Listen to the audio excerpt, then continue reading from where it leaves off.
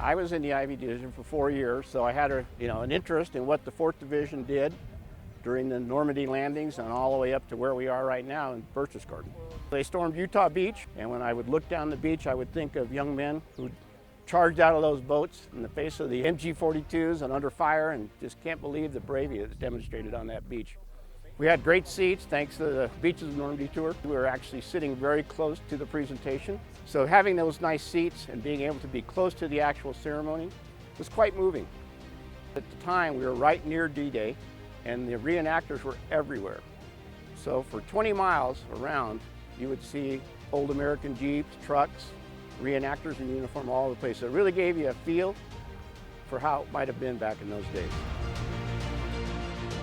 In Bastogne, we met Henri, and he actually was alive during the battle. He was a young boy at that time, but he still had firsthand knowledge of what went on there. And his insights and some of the things he could tell us was truly amazing. And I'm familiar with the history, but so many gaps in my knowledge were filled in.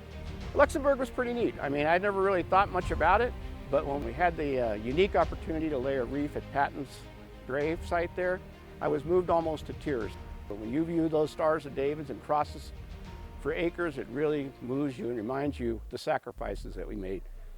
Well, when we got to Germany, and particularly when we went to Dachau, I knew that it was going to be emotional for me. Actually seeing how the prisoners were treated and the ovens, the execution sites and things really move you. And as I walked along those paths, I thought about the people who walked in fear.